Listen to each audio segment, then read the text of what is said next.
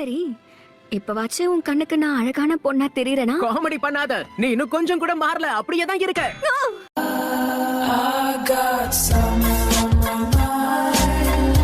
Sand வில்லேஜ்ல இவர்தான் சக்தி வாய்ந்த காசி காக்கி. அவர் மாயமா மறைஞ்சிட்டாரு அப்படின்னா சாசூரி, இதுக்கு காரணம் நீதானா? ஆமா கேள்வி, நானே தான். ரிட்டையர் ஆன கேள்வியை பத்தி இனி நான் ஏன் பயப்படணும்? காடு வா வாங்குது, வீடு போங்குது, நீங்க பழி வாங்க போறீங்களா?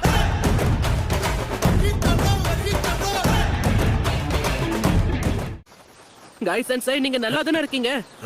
என்ன கேள்வி கேக்குற கண்ணா? என் உற்சாகமும் உழைப்பும் குறையறதுக்கு வாய்ப்பே இல்ல.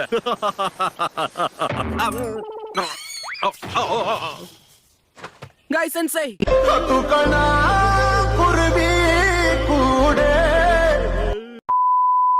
சரி போட்டும். என் கூட்டத்துல கலைஞனா நான் ஒருத்தனாவது மிச்சம் இருக்கனே. மட்டிக்கினாரு ஒருத்தரி இவரை காப்பாத்தணும், கத்திரி இவரை காப்பாத்தணும், கத்திரி. என்ன ஒரு ஆச்சரியம், ஒரு வழியா டேடார கதையும் முடிச்சிட்டாங்க போல இருக்கே. அதுவும் சாதாரணமா இல்லையே, வேட்டை கொடுத்து கையிலே கொடுத்துருக்காங்கன்னு நினைக்கிறேன். இந்த இடத்த தொல்லாவனா இவனோட பாடி பார்ட்ஸ் எல்லாம் கிடைக்கும் போல இருக்கு. மரியாதையா என் கையை விடுற அறிவு கட்டவனே. ஏய், நீ இன்னும் சாவலியா?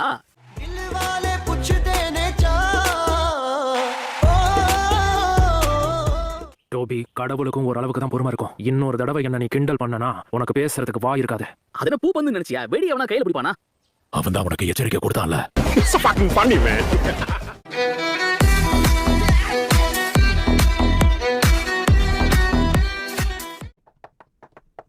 இருங்க லேடிஸ், முன்னாடி இந்த படக்கு இப்ப நான் ரெஸ்டாரண்ட் மிஷனை கொடுக்க போறேன்.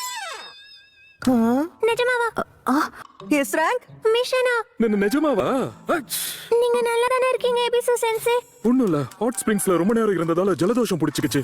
பொண்ணுங்களை நோட்டம் விட்டுட்டு இருந்தேன்னு சொல்லுங்க.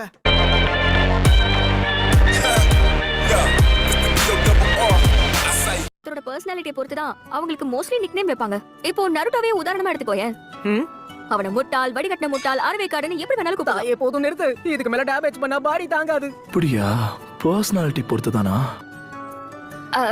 சாய், ஏன் இப்படி கீழே மேலே என்ன பார்த்துட்டு இருக்க? உன் அட்வைஸ்க்கு தேங்க்ஸ்.